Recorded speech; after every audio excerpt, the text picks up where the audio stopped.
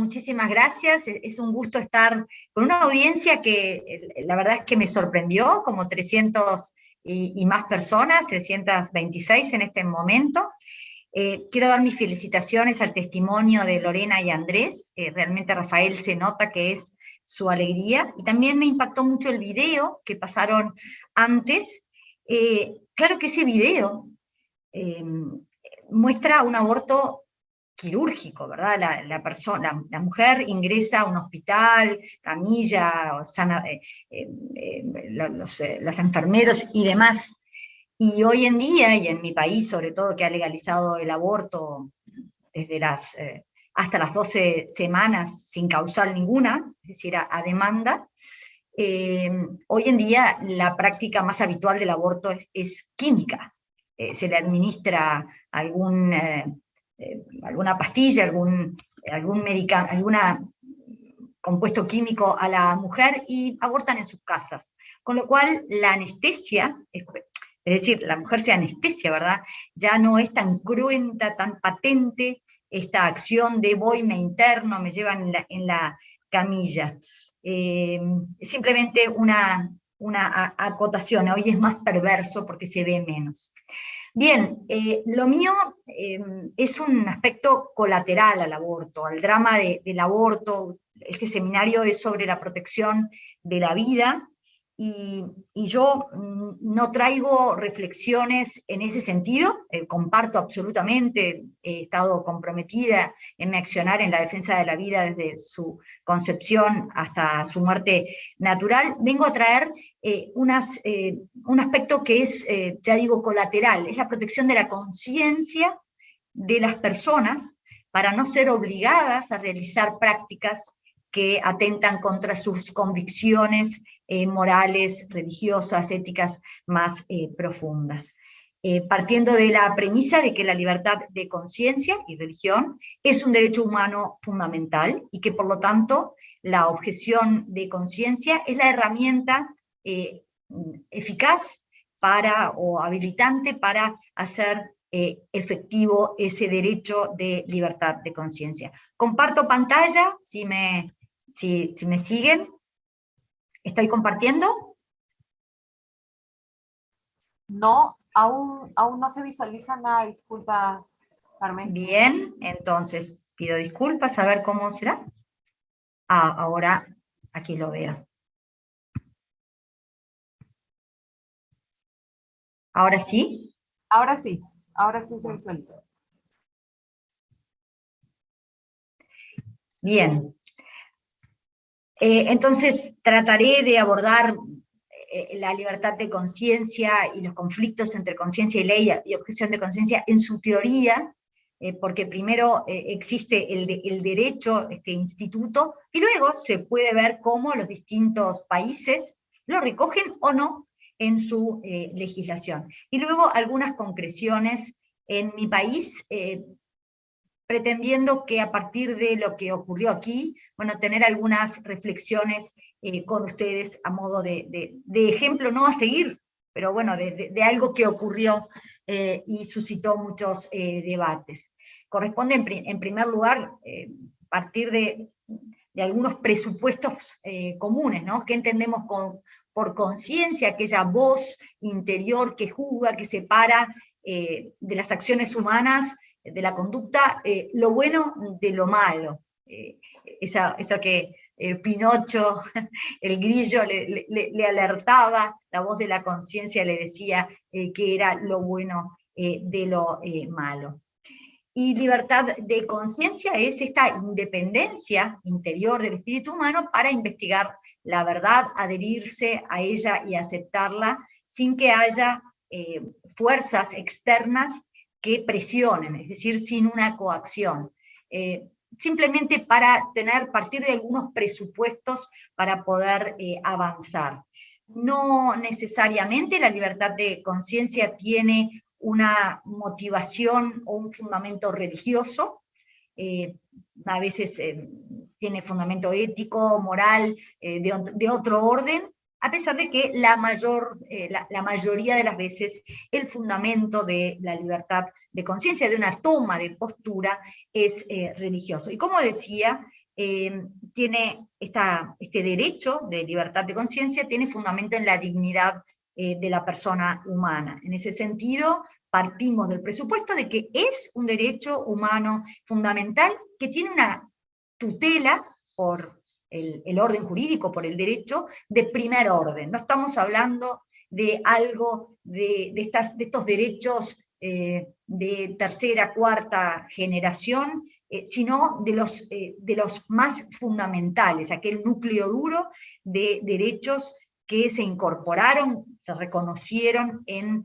los tratados internacionales de derechos humanos, pero porque antes había una convicción de que el ser humano era titular de ellos por su sola condición de ser humano. La importancia de la libre formación de la conciencia, y aquí entra mucho la educación, porque citando al villano, podríamos decir, del siglo, o uno de los villanos del siglo XX, Charles Manson, le decía: puedo convencer a cualquiera de cualquier cosa siempre y cuando esa persona no tenga forma de saber que le estoy mintiendo, o que no tenga otra fuente de información. Entonces, para esta formación de la conciencia, qué importante es esa formación, en nuestro caso religiosa, en códigos, pero también morales, digo, pero también también una formación científica, en el sentido de el comienzo de la vida, su fin natural, qué es un aborto, es parte el embrión es parte de mi cuerpo, bueno, esa información. ¿Qué trataremos de abordar hoy? Algo que no soluciona el drama del aborto, simplemente trae apenas un paliativo para aquellas personas que por su labor diaria, por su profesión, se verían obligadas a la práctica del aborto en aquellos países en donde ha sido legalizado de alguna forma. Entonces, la objeción de conciencia como instituto viene a llenar o a dar respuesta a este conflicto entre una ley, norma jurídica, que ha legalizado el aborto, y no solo le alcanza con legalizar el aborto, sino que dice, bueno, y además como es una práctica, un acto médico de los sistemas de salud, bueno, pues los facultativos, los médicos, tienen la obligación de realizarlo. Y aquí se produce este choque entre ese mandato jurídico y el mandato interno, el mandato moral, ético, religioso, basado en las convicciones de la persona, que dice, pero yo no puedo, yo quiero cumplir con la ley, yo soy un buen trabajador, quiero seguir trabajando como venía haciéndolo, pero esta innovación en la legislación me crea este desafío de tener que o quebrar la ley, violar la ley, o quebrar y violentar mis más internas convicciones, que para mí son mucho más importantes. Esto en aborto, eutanasia, que se está discutiendo en mi país y que aparentemente, o sea, tiene grandes chances de ser aprobado por ley, porque ya se han manifestado muchos a favor, también por una educación sesgada que tiene una vinculación con el aborto en cuanto pueda desconocer el valor de la vida y desde la concepción. ¿Qué cuestionamientos ha suscitado en mi país y en en otras partes esta cuestión del derecho de objeción de conciencia? Es decir, el derecho a oponerse a una práctica que aparece primariamente impuesta por ley. En primer lugar, decir, bueno, pero ¿cómo? La ley hay que cumplirla. Si está impuesto por ley, sería escandaloso no cumplir con la ley. En mi país este término viveza criolla es algo bastante generalizado. Entonces, bueno, yo mañana digo que mi conciencia me dicta que no tengo que pagar impuestos, y simplemente con eso eludo el pago de los impuestos. ¿Es acaso la objeción de conciencia parte de esta viveza criolla? Otro cuestionamiento, ¿es que ustedes pretenden hacer primar un orden moral, religioso, ideológico, por encima del orden jurídico. Es decir, aquí ustedes pueden tener las convicciones religiosas que quieran, pero aquí manda el derecho. No pueden hacer primar, no pueden esgrimir motivaciones metajurídicas. ¿Es acaso una pretensión de hacer primar un orden moral o religioso por encima del jurídico? ¿O es que, en realidad, el mismo orden jurídico tutela, protege de antemano a la libertad de conciencia? Y por lo tanto, cuando esta conciencia es atacada o es desafiada mediante un mandato de fuente legal, es la herramienta para hacerla valer, porque el orden jurídico de antemano la protegió, es la objeción de conciencia. ¿Es acaso un jaque al Estado de Derecho? El Estado de Derecho es aquel en el que las leyes se aplican a todos, a gobernantes y a gobernados, y de forma generalizada. ¿Es esto un jaque al Estado de Derecho o sería, al contrario, un cumplimiento del Estado de Derecho? Porque yo estoy amparándome en una norma con fundamento en la dignidad humana, un derecho humano fundamental, y por lo tanto estoy cumplimentando el Estado de Derecho, no estoy vulnerándolo. Aun cuando admitamos la libertad de conciencia y el derecho a la objeción de conciencia, nos tendríamos que preguntar, bueno, y entonces si está admitida la libertad de conciencia, como lo está como derecho humano fundamental en el derecho internacional y en muchas constituciones, entonces, ¿cómo se hace efectivo el derecho al pleno goce y ejercicio de la libertad de conciencia si no es a través de la objeción de conciencia? Porque si solamente quedamos en la proclamación de la libertad y no contamos con un instrumento para hacerlo efectivo, queda vana esa proclamación. En otro orden, dado que se produce este conflicto que yo ponía con las dos flechas que se chocaban entre ley y conciencia, ¿cómo se resuelve en la práctica? Aun cuando la postura del aplicador del derecho sea de amparar la libertad de conciencia. ¿Ha de ampararse en todos y cada uno de los casos? ¿No habrá algunos parámetros para tamizar su aplicación? Y yendo más allá, ¿existe siempre y en todos los casos un derecho a la objeción de conciencia? Yo ponía el ejemplo del no pago de impuestos. Y los católicos me van a entender, ¿verdad? Nosotros las personas somos templos del Espíritu Santo. En muchas constituciones los templos están exonerados de impuestos. Entonces yo podría decir, ay, bueno, yo estoy exonerada de impuestos, no lo pago. Eso sería un abuso, es decir, bueno, es necesario precisar, ¿verdad? Y otra cuestión, la objeción de conciencia. ¿Es un instituto directamente aplicable o yo necesito que haya una ley en mi país que la haya previsto? Nosotros vamos a sostener que tratándose de un derecho humano fundamental, no necesita ley para su interposición, sino que dimana de los derechos humanos y fundamentales por tener su fundamento en la dignidad humana. Así lo ha entendido también un tribunal en el Uruguay. ¿Es algo nuevo la objeción de conciencia? Voy a ir muy brevemente porque prefiero detenerme con ustedes en otras cuestiones. Solamente voy a detenerme en los mártires cristianos. ¿Por qué terminaron siendo mártires? Terminaron perdiendo su vida los mártires de los primeros siglos del cristianismo, justamente por negarse a cumplir con un mandato que provenía de la autoridad. Nieguen a Cristo, ¿no? Yo prefiero perder mi vida antes que antes de hacer algo que contraría mis convicciones más profundas. Solo un ejemplo que nos revela que este instituto no es algo nuevo, ha estado presente en toda la historia de la humanidad. Lo que se ha producido recientemente, y por algo se ha hablado más en este tiempo, es una innovación en las reglas, en las normas jurídicas, que ha introducido la legalización de prácticas que hasta entonces eran delito. Es decir, que esas prácticas han sido catapultadas de delito, han pasado no a ser neutras, a ser, en algunos casos, una obligación a realizar por los médicos y algunas instituciones. Voy a citar al argentino Juan Navarro Floria, especialista en estos temas, de la Universidad Católica del Uruguay, que dice que el conflicto entre ley y conciencia se puede producir en dos supuestos.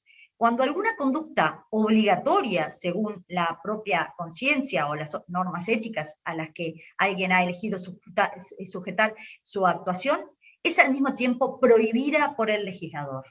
Esto no tiene que ver con el aborto. Ejemplo, el uso del velo islámico en algunos países.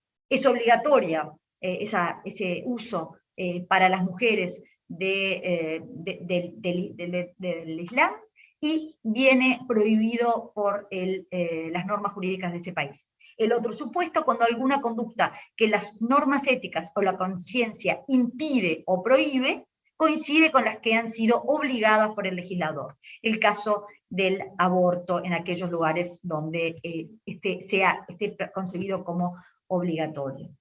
A mí la definición que me ha parecido más acabada y más completa del derecho a la objeción de conciencia es la de los catedráticos Navarro Valls y Martínez Torrón de la Universidad Complutense de Madrid, que dicen que la objeción de conciencia consiste en el rechazo del individuo por motivos de conciencia a someterse a una conducta que en principio parece jurídicamente exigible. Bueno, y de ahí atienden a de dónde puede venir esa obligación. Y excluyen las motivaciones meramente psicológicas, sino que tienen que ser de contenido primordialmente religioso. Me quiero detener en lo que destaqué en negrita. El rechazo del individuo por motivos de conciencia a someterse a una conducta que en principio sería jurídicamente exigible. Y aquí está el quid de la definición de estos autores, porque lo que están diciendo es que si uno analiza más el ordenamiento jurídico mirado en su conjunto, resulta que, como decía, si la libertad de conciencia es un derecho humano fundamental, constitucionalmente protegido, al menos en los países de América Latina, salvo Venezuela, Nicaragua y Cuba, vaya coincidencia, o sea que tiene una protección jurídica de primer orden, resulta que esa conducta que a nosotros nos están exigiendo que realicemos no es jurídicamente exigible. En el caso concreto, ha de primar el derecho humano fundamental que protege la libertad de conciencia y su herramienta para hacerla efectiva, la objeción de conciencia.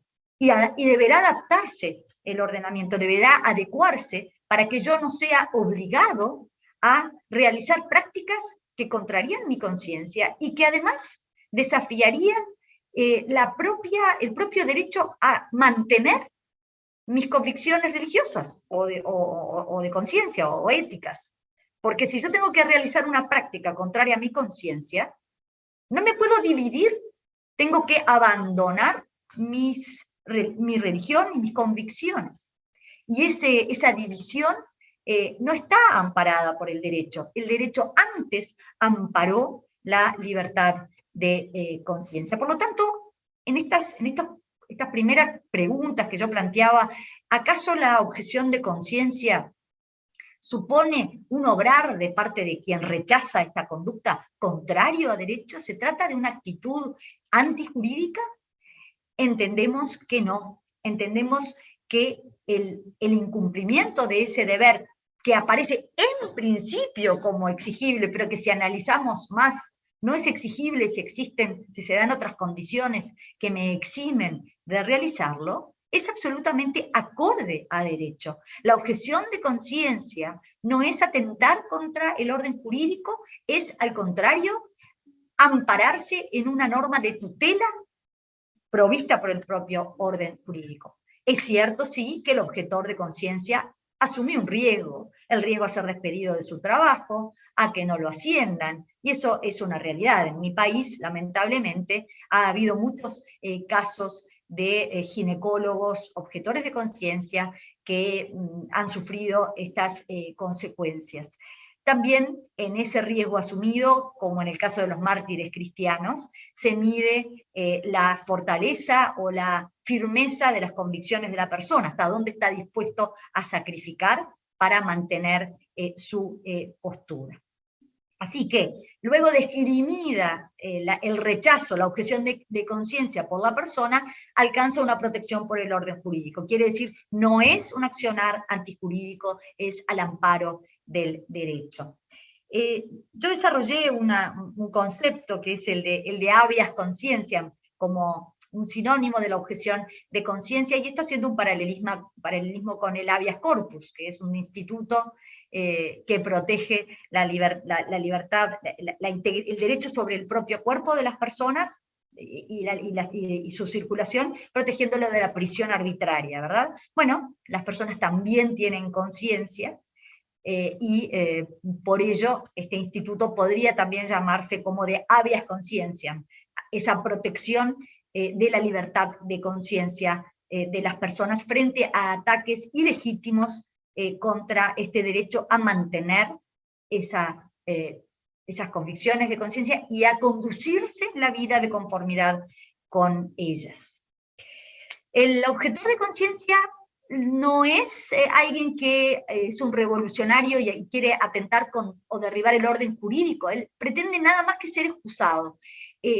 Normalmente esto ocurre cuando ya estaba trabajando en un área y hay una innovación en la legislación que obliga a realizar lo que hasta entonces no era obligado, el caso del aborto. Y él lo único que pretende es ser excusado.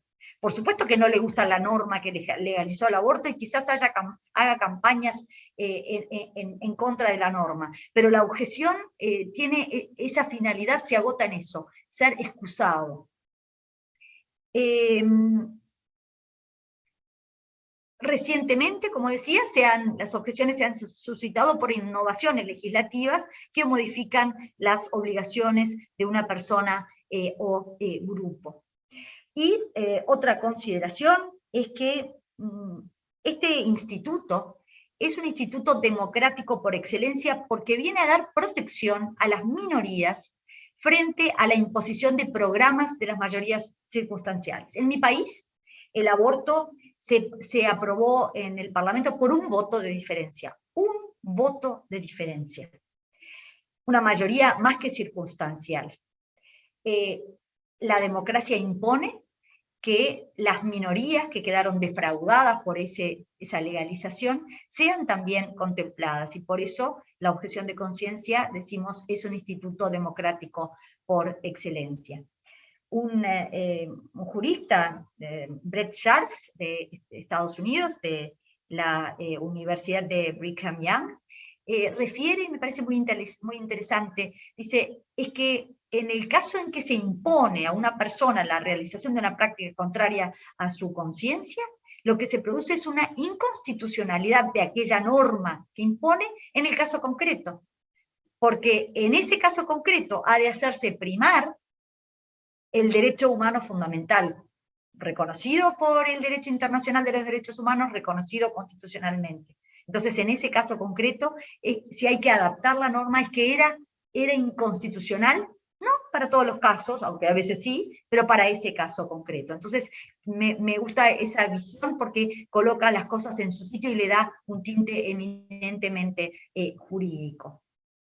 Hay distintas objeciones de conciencia dependiendo de la conducta que es exigida al objetor. Puede ser una conducta que implique dar, como decía, pagar impuestos, y se ha dado por parte de quienes se oponen a pagar impuestos cuyos fines sean bélicos. En el caso del aborto, en el Uruguay, se ha definido por ley como un acto médico sin valor económico. Ahora, el sin valor económico es para la persona que lo pide, pero evidentemente un valor económico, o sea, un costo tiene. ¿Y cómo se financia? A través de los aportes al Sistema Nacional Integrado de Salud. Así que pagan empleadores, que pagan trabajadores. Así que podría plantearse, no se ha planteado, una objeción a pagar impuestos que vayan, y esto ha ocurrido en Estados Unidos, que vayan a financiar los abortos u otras prácticas. Así que puede consistir en un dar, puede consistir en un hacer positivo. Por ejemplo, servicio militar, trabajo en sábados para adventistas del séptimo día, judíos ortodoxos que guardan el sábado u otras fiestas de precepto, practicar el aborto.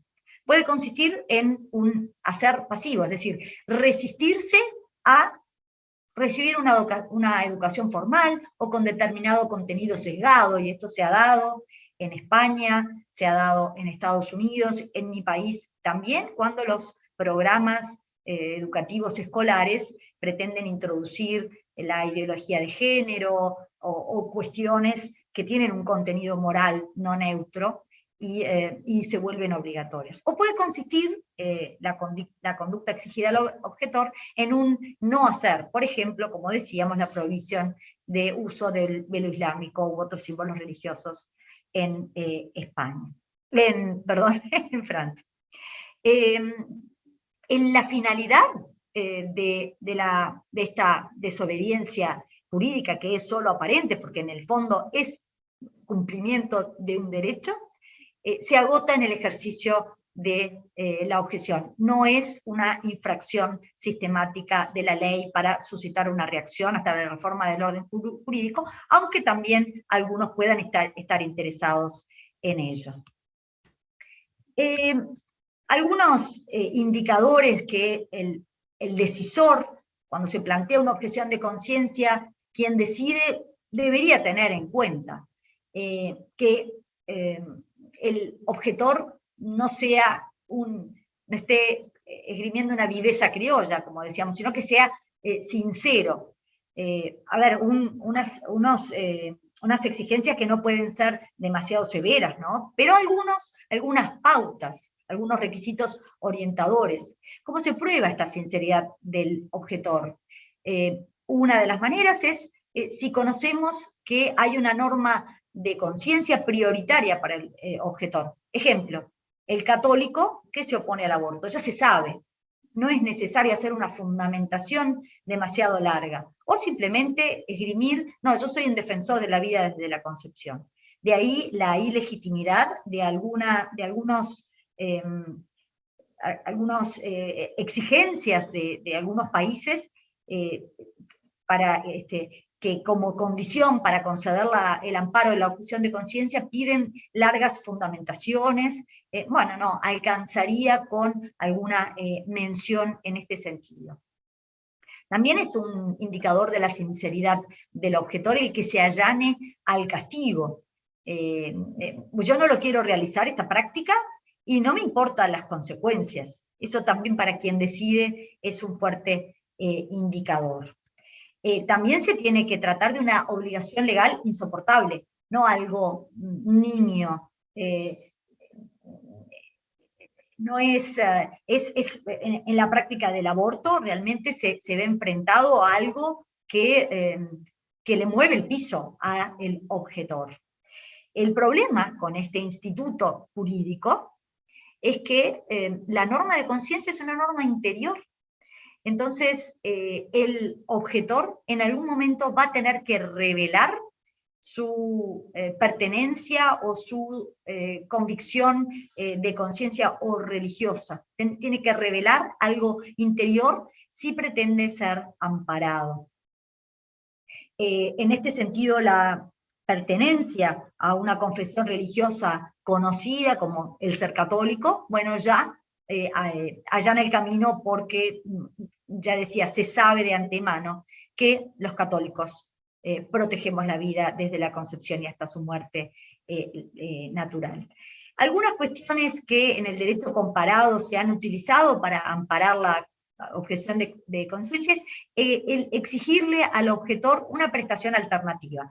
Tú no querés hacer servicio militar obligatorio porque tus convicciones te lo prohíben, sos testigo de Jehová y no puedes recibir entrenamiento para matar a otras personas, entrenamiento con armas. Ha habido también casos de católicos que han hecho que por sostener una postura pacifista han esgrimido objeción de conciencia al servicio militar obligatorio. Y entonces, ¿qué hace el decisor, el Estado en este caso? Le dice, no hay problema, tú podés servir igual a tu país, realizando otra práctica, en una labor en la salud, en una labor de oficina, en los parques, de vigilancia, en fin, sin necesidad de realizar esto. Como decía, esto en el caso del aborto no es aplicable, porque, sí, claro, el que no practica un aborto en su turno no es que se vaya para la casa, va a seguir trabajando, pero no aplica. O sea que son todos estos pautas, pero que la objeción de conciencia necesita un análisis caso a caso para su dilucidación. Esto ya lo habíamos, lo del riesgo al Estado de Derecho. Quisiera detenerme en esta segunda pregunta. ¿Hay un conflicto entre dos órdenes normativos distintos, el jurídico y el metajurídico, el jurídico y el orden moral, orden religioso, que se pretende imponer por encima del orden jurídico? No. Decíamos, y esto lo quiero recalcar, es que el orden jurídico mismo, en su ordenación jerárquica, que es como una pirámide, en la cúspide, es decir, en las normas jerárquicas más importantes, ha tutelado la libertad de conciencia. Por lo tanto, el conflicto que es solo aparente se da dentro del orden jurídico. Y nosotros no estamos pretendiendo imponer un orden religioso, sino que el orden jurídico mismo de antemano ha amparado esta libertad. También, como no existen derechos absolutos, no existen deberes absolutos, otra razón más para su amparo. Otra cuestión de quien decide, lo que está en rojo, la postura del aplicador del derecho, del Estado, del juez, del director de un hospital. ¿Requiere compartir la convicción del objetor? Yo objeto a realizar un aborto. El que decide mi objeción, ¿tiene que compartir mis convicciones para ampararme? Si fuera así, implicaría reconocer que el objetor posee la verdad. Nosotros católicos abrazamos que eso es una verdad, por supuesto. Pero esto no implica que el decisor comparta la motivación del objetor. Lo que sí se requiere de quien decide, del decisor, es el respeto por el ser humano. El acuerdo no es con la convicción del objetor, sino con el respeto por el ser humano. No es un acuerdo con la conciencia ajena, es un respeto por ella. Esto sirve para otros casos en que nosotros católicos podemos no compartir la objeción de testigos de Jehová a las transfusiones de sangre, pero nos da una pauta, es que no es necesario compartir la convicción, debemos respetar esa convicción, porque para esa persona esa es la verdad, sin que yo abandone mi verdad. En este sentido, no es una concesión graciosa del Estado. Ah, bueno, me da una dádiva el Estado, qué bueno que es, porque me reconoce mi objeción de conciencia. No, no, para el Estado es un deber jurídico de primer orden, y está comprometido el interés público, porque se trata de un derecho humano fundamental. Así que algunos de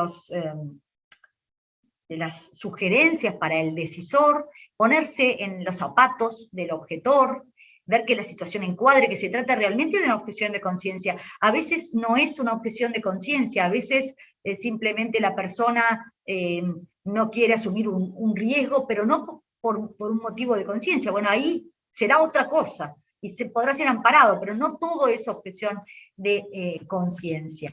Es posible hacer una adaptación razonable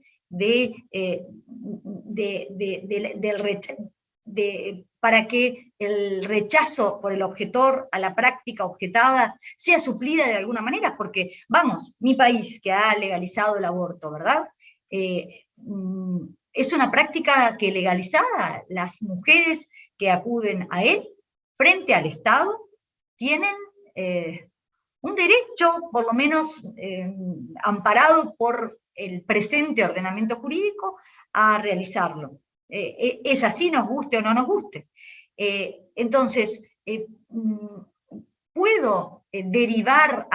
puede derivar a esa persona a otro médico que realice la práctica y de esa forma no vulnerar la conciencia del objetor. De ser así, ha de ser buscada esa solución que da satisfacción tanto al Estado o a la institución sanitaria de que se trate, tanto al objetor, tanto a la mujer que lo pide, aunque en este ámbito de la Academia de Líderes Católicos a todos nos rechine esa práctica, y más allá de lo que se haga para convencer a la mujer. Aquí estoy, ya decía, en un tema anexo, en la última ratio, que es no obligar a una persona a actuar contra su conciencia.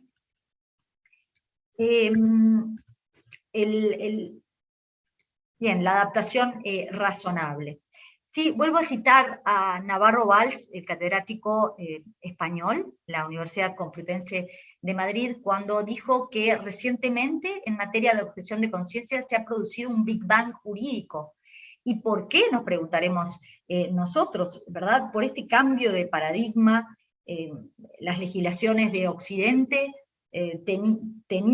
todavía tienen una raíz judeocristiana de protección de determinados valores, y ese paradigma se ha ido perforando con la introducción de innovaciones legislativas que desafían, que no son neutras, que desafían las convicciones religiosas, la educación, etc. Y entonces, bueno, solamente un mapa de la cantidad de ámbitos en los que se ha producido esta objeción de conciencia en el mundo. Nosotros nos quedamos con el tema del aborto, que es lo que nos convoca hoy. Pero les traigo, porque por paradigmático puede resultar interesante, una objeción de conciencia de contenido contrario a la que nosotros nos imaginaríamos, que tuvo lugar en Cuba, en ocasión de la visita del Papa Francisco en 2015. Era una visita oficial y el Partido Comunista, identificado con el gobierno, como era una cuestión oficial, convocó a una misa, a la misa del Papa en la Plaza de la Revolución de La Habana, como un deber con el partido. Entonces aquí tenemos la obligación jurídica, un deber impuesto por el Partido Comunista convocando a la misa. La sobrina del Che Guevara dijo, el Partido Comunista requirió a los miembros concurrir a la misa como un deber con el partido. Yo no voy porque en Cuba, esto no es cierto, pero tenemos libertad religiosa. Entonces, ¿cómo? Esto es mirado desde el otro lado. Es un ejemplo paradigmático, pero que nos puede servir en discusiones, en reflexiones, para sostener y fundamentar este derecho de objeción de conciencia.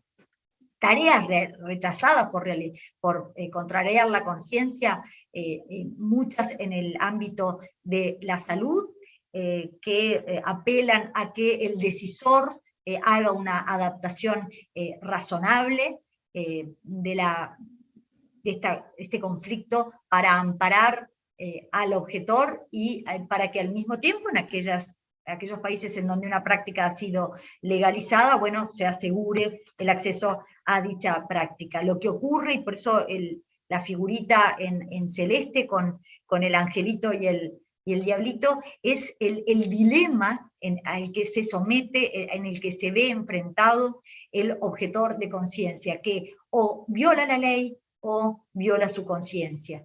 Y esto apela al Estado a buscar una solución que ampare ambos órdenes de derechos. Ningún trabajador debería ser obligado a abandonar sus creencias para mantener su puesto de trabajo y viceversa. Esto también apela a nosotros católicos a mandamientos, ¿verdad? Al derecho de ganarse el pan con el sudor de la frente, sin sin violar o sin quebrantar el mandamiento de amar a Dios sobre todas las cosas. Es decir, hacer conciliables ambos derechos. Y no es que uno traiga la religión al trabajo, es que se respete la libertad, también desde una perspectiva pluralista, democrática, de no discriminación, que se respete el pluralismo religioso en el ámbito de trabajo, porque todo trabajador también es un creyente, y todo creyente es un trabajador. De lo contrario, produciríamos esta división, como decía, del ser humano, y el ser humano es uno, ¿verdad? Es trabajador al mismo tiempo que creyente, y el derecho debería reconocerlo tal cual.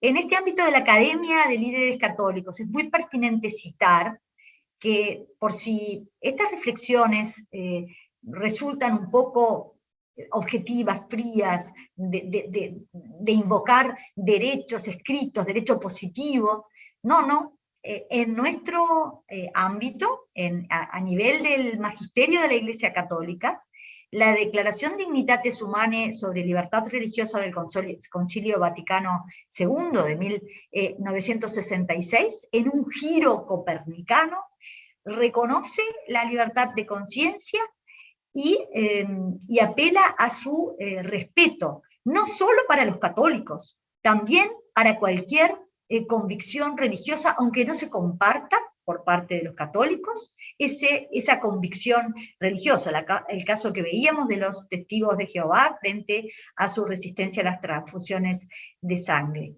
Y los invito a leer la declaración, que no es muy larga, y solamente hago algún punteo. La declaración proclama este derecho de libertad religiosa y de conciencia, no solo como un derecho de la persona, considerada individualmente, sino también de las comunidades. Y esto viene, es muy pertinente cuando hablamos trasladamos esta libertad de conciencia individual al ámbito colectivo. Las personas tienen libertad de conciencia y derecho a conducirse de conformidad con su conciencia. Esa libertad y derecho cesan si ese mismo derecho es ejercido en forma colectiva, asociada como iglesia. Me estoy refiriendo a varios supuestos. Me estoy refiriendo a la Iglesia Católica como tal y sus brazos de acción, hospitales católicos, porque se ha cuestionado mucho la objeción de conciencia institucional, diciendo no, las personas tienen libertad de conciencia, las instituciones no.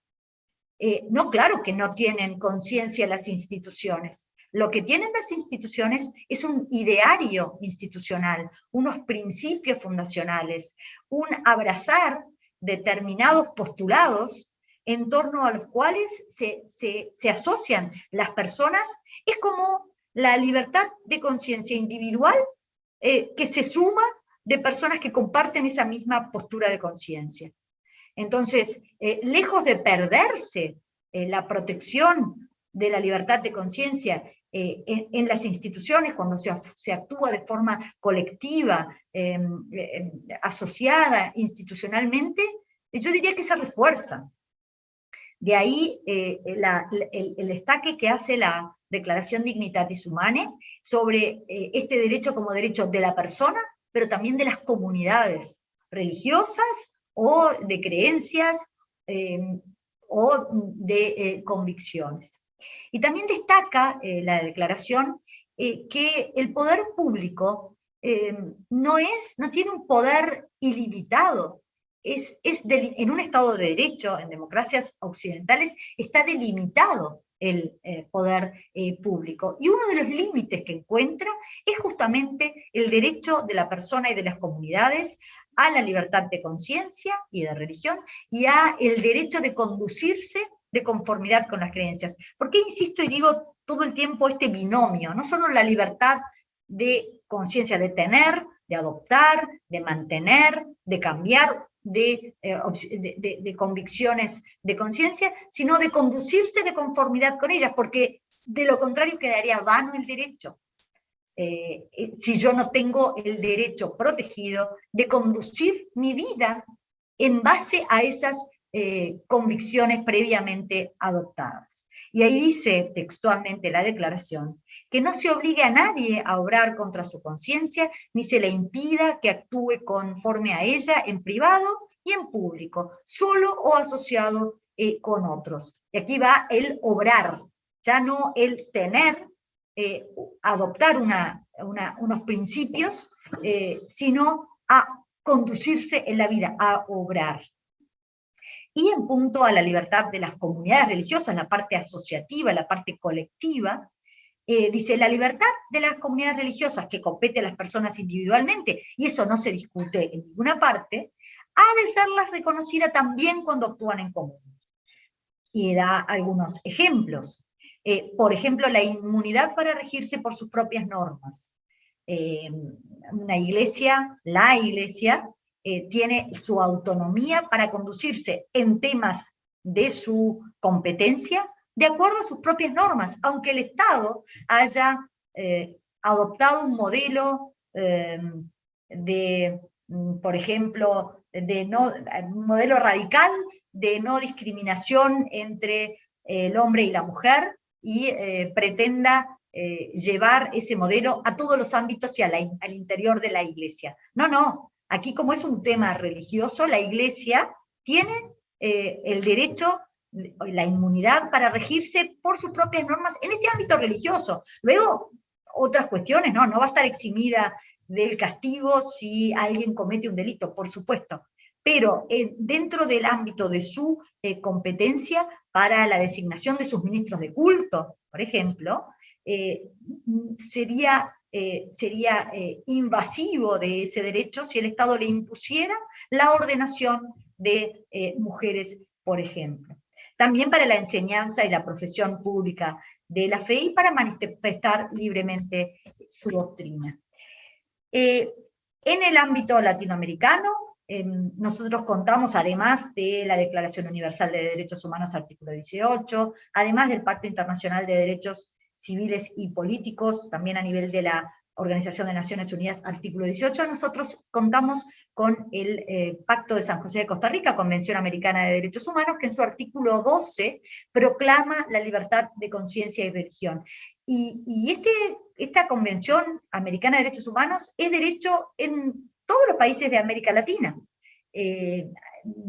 Ha sido suscripta, por lo tanto es parte de su ordenamiento y obliga a su respeto. Y está la proclamación de la libertad de tener una conciencia, una religión, y luego la libertad de conservarla, pero también de profesarla, de divulgarla, o sea, mediante actos, de conservarla y luego de manifestarla.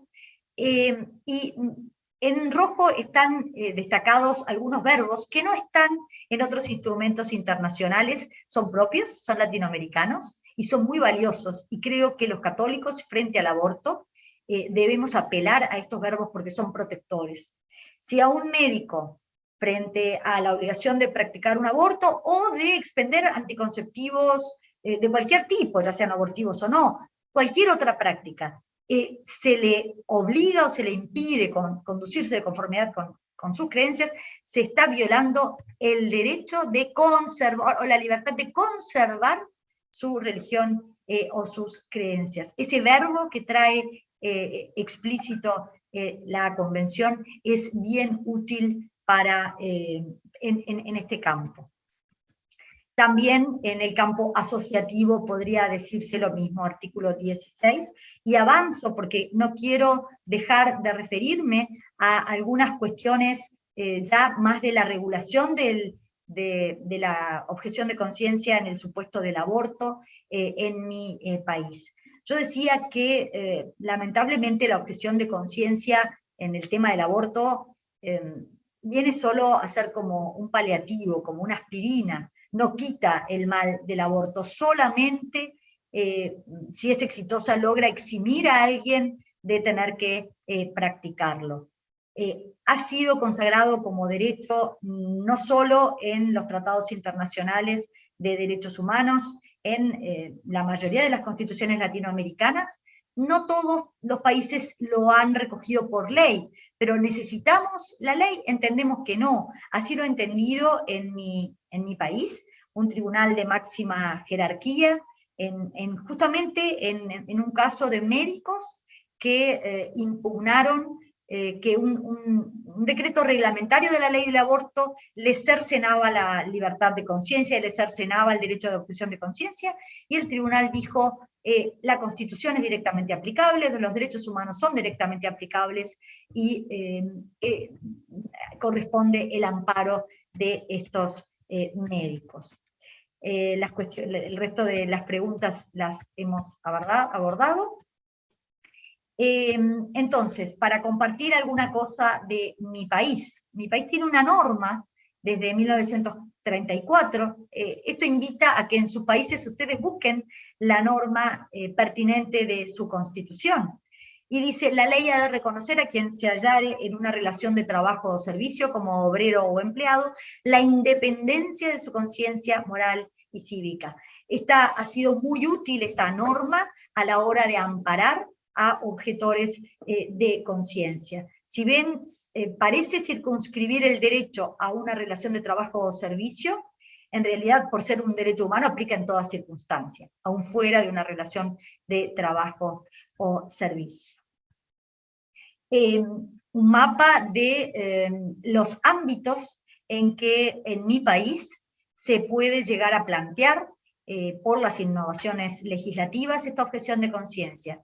Ley de cambio de sexo de 2009 y ley trans de 2018, con operaciones, con hormonización, y concebido como un derecho de las personas y por lo tanto una obligación para los médicos o el personal de la salud de realizarlo. Ley de reproducción humana asistida, que plantea el conflicto ético de la manipulación de los embriones. También una ley de la legalización de la marihuana o cannabis, que puede plantear también a quienes expenden, venden en las farmacias esta droga. Ni que hablar la ley de salud reproductiva de 2008 y la de aborto de 2012. Se está planteando la eutanasia, como decía. Hubo una ley de donación implícita de órganos que suscitó una interesante objeción por parte de las religiones afro-umbandistas, que en otro momento, si quieren, ampliamos. Y una ley de voluntad anticipada, esto de dejar las directivas de atención de la salud, para situaciones de desahucio de vida y demás, que sí provee de todas estas. La de voluntad anticipada y la del aborto son las únicas que prevén en la propia ley una objeción de conciencia. Ahora, a veces yo digo que si la ley prevé la objeción de conciencia limitándola, es preferible que nada diga y que uno apele directamente a el derecho consagrado constitucionalmente o en los tratados internacionales de derechos humanos. Aquí está la previsión en la ley de voluntad anticipada de 2009, bastante amplia. Dice, luego de consagrar el derecho a oponerse a tratamientos por parte del paciente, en el 9 dice: de existir objeción de conciencia del médico tratante, será causa de justificación suficiente para que le sea admitida su subrogación. Fíjense que no pone de cargo del médico conseguir a su subrogante, cosa que va a ocurrir en alguna otra ley posterior, y que en el fondo plantea el mismo dilema de conciencia, porque si yo tengo que buscar a mi sustituto, me estoy involucrando también en esa práctica, y yo objeto eso. Así que en este caso la previsión es bastante amplia. El decreto ya no fue tan fiel a la ley. El Código de Ética Médica de 2014, general, así de forma genérica, reconoce el derecho del médico de abstenerse a hacer prácticas sanitarias contrarias a su ética médica, aunque estén autorizadas por la ley. Y este código ya es en vigencia de la ley del aborto de 2014, bien genérico. Sin embargo, este mismo Código de Ética Médica establece la obligación de derivar al paciente a otro médico. Y esto es lo que yo objeto, porque hace involucrarlos. ¿Qué necesidad hay de involucrar al médico si el director del hospital o la autoridad de la salud próxima jerárquica puede realizar esa tarea sin involucrar al médico? Se trataría del único caso en el que yo, por ejemplo, me ausento de mi trabajo porque estoy enfermo y tengo que buscar a mi sustituto. No, lo hace el organizador del servicio, no yo. ¿Por qué en este único caso se pone este gravamen al médico de buscar su sustituto? Mucho mejor es la solución de la ley de la profesión universitaria de enfermería de 2011, que remitiendo a un convenio de la Organización Internacional del Trabajo, dice que el personal de enfermería será dispensado sin resultar perjudicado, y todavía ahí establece una protección, de tareas en conflicto con sus convicciones religiosas, morales o éticas, siempre que informe, esto está bien, para habilitar la sustitución para no afectar la asistencia a los pacientes. Habilitar la sustitución, no proveer la sustitución, más respetuoso, ¿verdad? ¿Cómo está prevista en mi país la objeción de conciencia en el caso del aborto?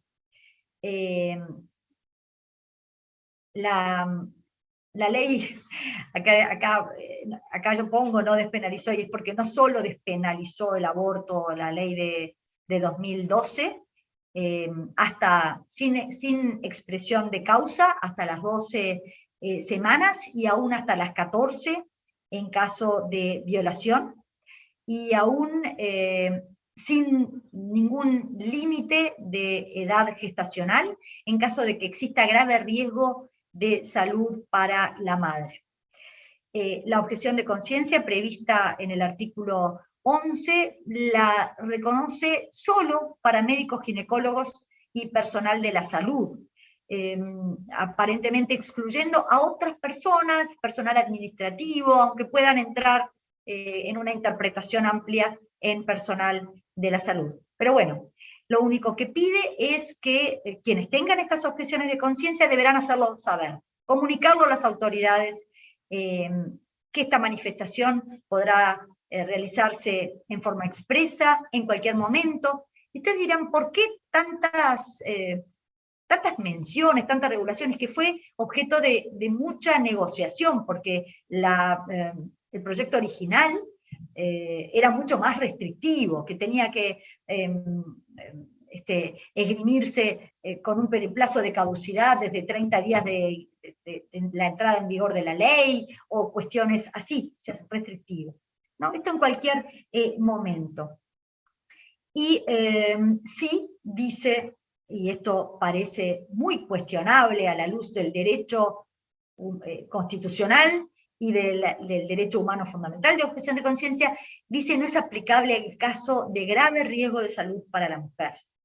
Entonces ahí tendríamos a un médico católico o un médico protector de la vida desde su concepción, que hipotéticamente se vería obligado a practicarlo más. Y aquí me viene a la mente una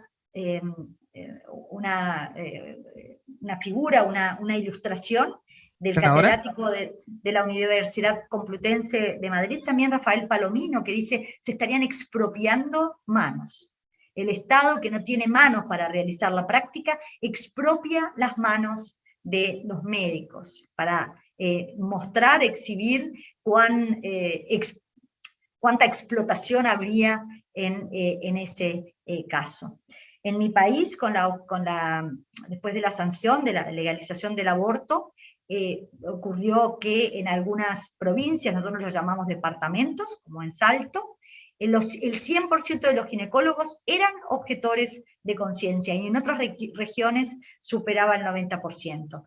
La Administración de la Salud del gobierno que entonces había legalizado el aborto, viajó a convencer a los médicos, es decir, en una intromisión en la libertad de conciencia de esos médicos, una acción del Estado que, abandonando la laicidad, abandonando la debida neutralidad, intervenía para convencer.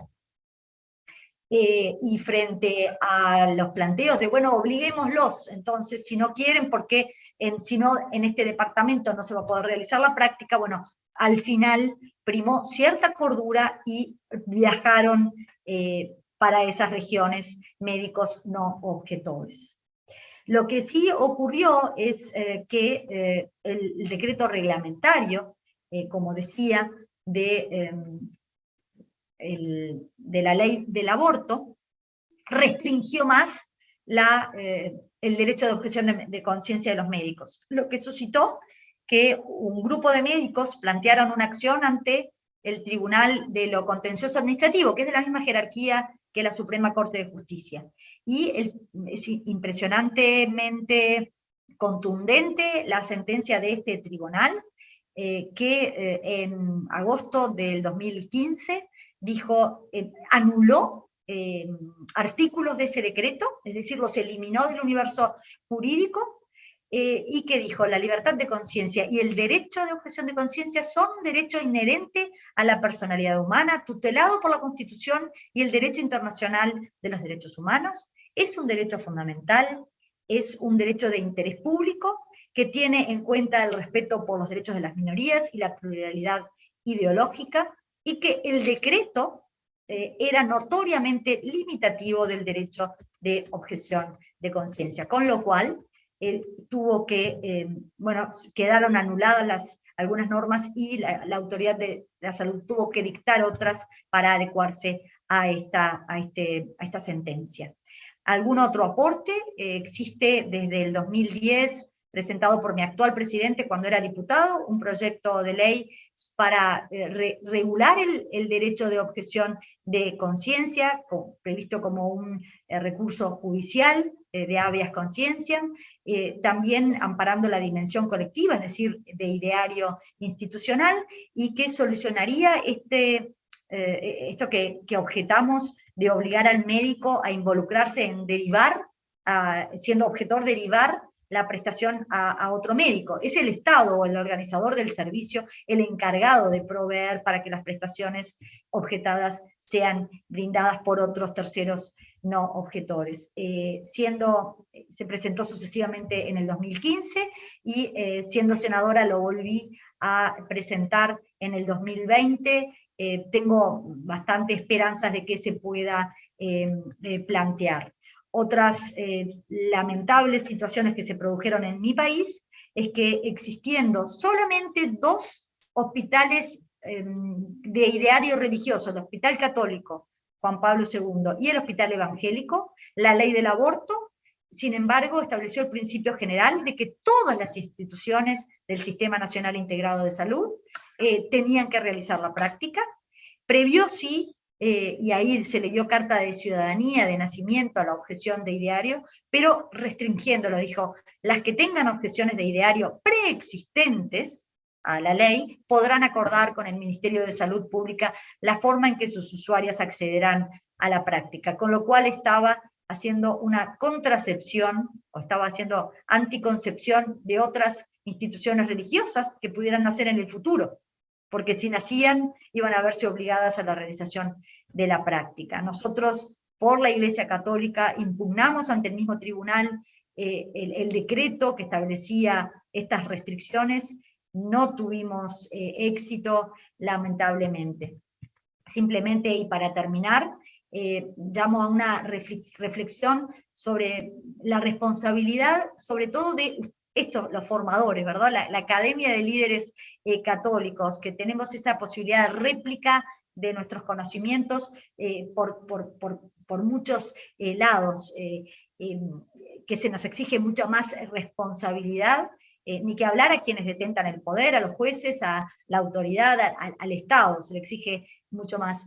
Y también a las autoridades de la salud y a los profesionales de la salud, porque se produce este fenómeno de que cuando una orden es impartida por una autoridad, y en este caso me refiero a la de la salud, viene un médico, viene un catedrático de la Facultad de Medicina y dice esto es una práctica que está bien, bueno, la gente se anestesia, confía y no hace nada para contradecirla, y eso estuvo de alguna manera indicado por el experimento Milgram, que es bastante falto de ética, pero que arrojó esta constatación, ¿no? Esto de que la gente de obediencia se anestesia.